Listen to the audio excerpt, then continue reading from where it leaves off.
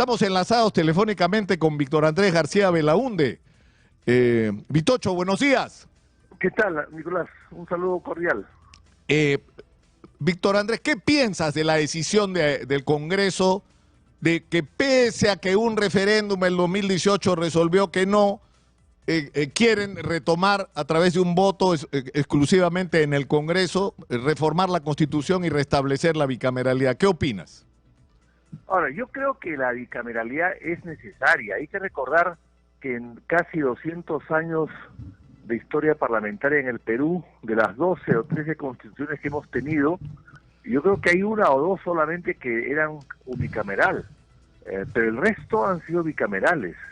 Y los congresos bicamerales han dado mejores resultados que los congresos unicamerales, y este congreso unicameral es producto del fujimorismo, es producto de la constitución de Fujimori del año 93, que como todos sabemos quiso quedarse en el poder 20 años, ¿no?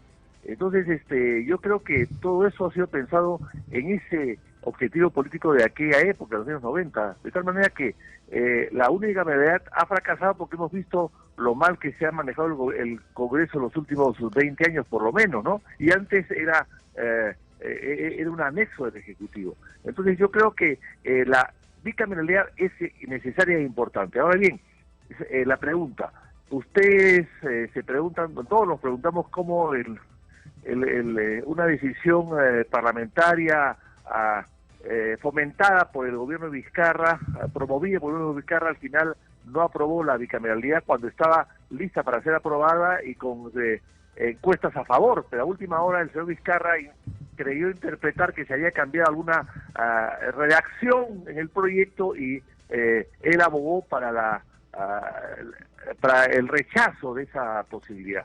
Pues bien, han pasado ya 6 años y me parece que se puede revisar el tema. Ahora bien, lo que no me parece bien es que los señores actuales que aprueban la bicameralidad, ellos quieran beneficiarse con esa propia aprobación por la aprobación de ellos y ellos ser reelegidos después.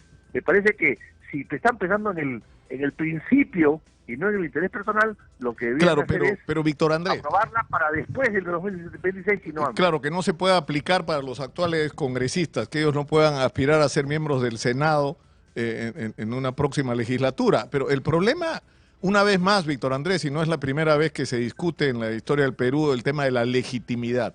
¿Puede un Congreso con 90% de desaprobación, después de un referéndum donde nos guste o no, la inmensa mayoría de peruanos votaron en contra de la bicameralidad, puede en estas circunstancias este Congreso siquiera abordar esta discusión? Yo creo que no, sinceramente. Exitosa.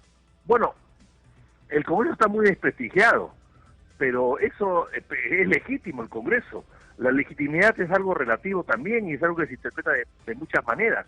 Yo creo que la historia del Perú es una historia bicameral, la historia del parlamentarismo peruano es una historia bicameral y bicameralmente ha dado siempre mejores resultados, por una sencilla razón.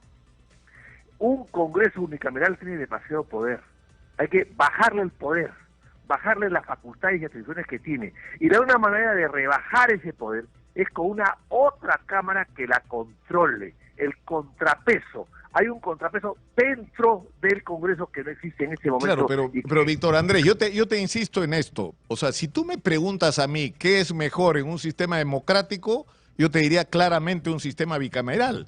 El problema, insisto, es este. En 2018 la gente votó abrumadoramente en contra de la bicameralidad. Y este Congreso está total y absoluto, es legal. Eso lo he dicho yo al comienzo de este programa, pero no es legítimo, pues no tiene legitimidad, la gente no lo respeta, no se siente representada.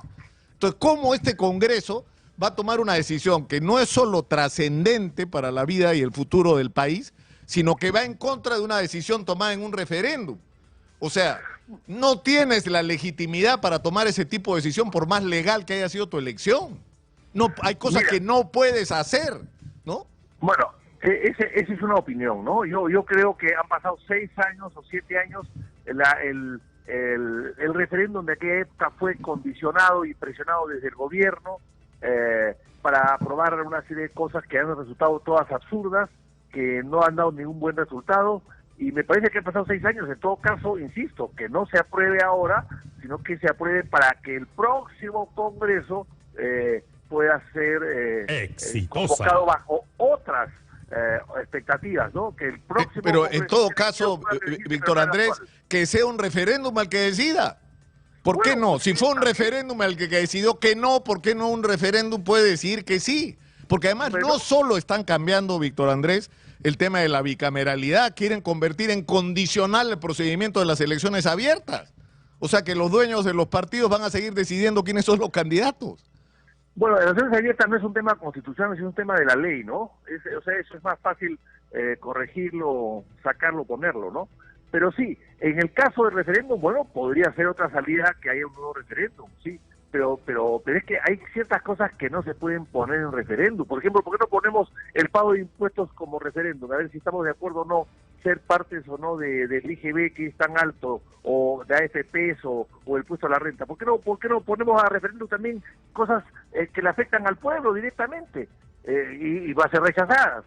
O sea, no todos los asuntos del Estado se pueden consultar con el referéndum, ¿eh? No, en todo caso establecer requerimientos mínimos de mayorías, pero yo no sé por qué tenerle miedo a la decisión de la gente. Es decir, le damos el derecho a la gente una vez cada 5 años de equivocarse y no le damos ninguna posibilidad de corregir el error ni de participar en decisiones trascendentes para su vida.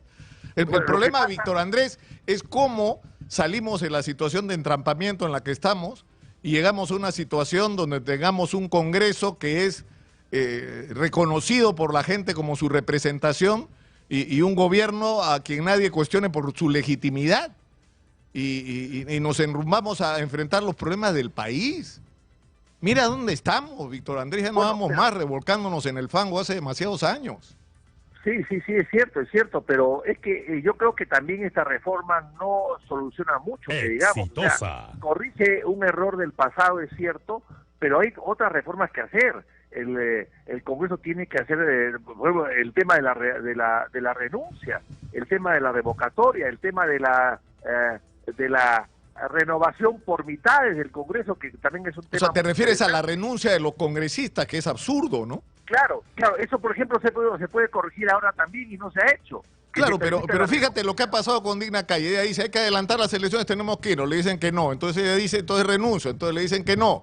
Entonces ella dice que cambien la ley para poder renunciar. Le dicen que no y encima la quieren sancionar.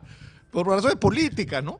O sea, bueno, esas son las incoherencias. O sea, la reforma tiene que ser una reforma mucho más amplia. No podemos quedarnos solamente en la bicameralidad. Yo creo que la bicameralidad es muy importante, pero no debe venir sola, tiene que haber otras reformas también que las acompañen. Ya que estamos reformando la Constitución, pues empecemos a hacer una reforma mucho más estudiada y mucho más completa.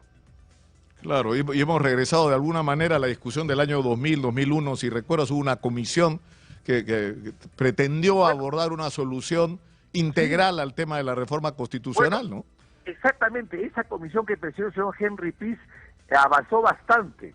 Se detuvo al final por cosas pequeñas, pero ahí están los trabajos de lo que se llamaba bases de la reforma de la Constitución, que me parece que hay que rescatar. Ahí está el 80% de la reforma, ahí está ahí en esas bases, y parecería que no las han tomado en cuenta. Ahora, la mayor parte de los miembros de la comisión opinaban que toda esta reforma debía llevarse a una asamblea constituyente, porque en ese momento no se le tenía miedo, digamos, a ir a una votación. Ahora hay mucho miedo con eso, ¿no? La Asamblea Constituyente siempre la han pedido la gente de izquierda, la pidió los años 70. No, pero en el 2000 lo pedían los más, y 2001 los más connotados, incluyendo el doctor Ernesto Blume, ¿no? Hablaban de Asamblea Constituyente. Pero escúchame, no hay que tenerle miedo. Cerrón va a ser una minoría absoluta si se hace una elección de cualquier tipo, incluyendo una Asamblea Constituyente. Y la Constitución que debe reformarse en el Perú tendría que ser una que termine en un documento que reúna todo aquello que nos identifica como país y las reglas de juego de nuestra democracia. Nada más, no es tan complicado, ¿no? Así. Bueno, en Chile se han querido someter esto y han fracasado totalmente, ¿no? Claro. En Chile hay una incertidumbre total porque la Constitución... Claro, por esa visión equivocada, Víctor Andrés, que una Constitución es un mecanismo de un sector político para imponerse sobre el otro. cuando debería ser el espacio de definición de los consensos. Pero en fin. Exactamente, exactamente. Y creo que ese consenso se dio de alguna manera en el año 78 y por lo tanto me parece que esa constitución fue más consensuada que la actual, evidentemente, ¿no? Víctor Andrés, te agradezco mucho por habernos atendido. Muy buenos días.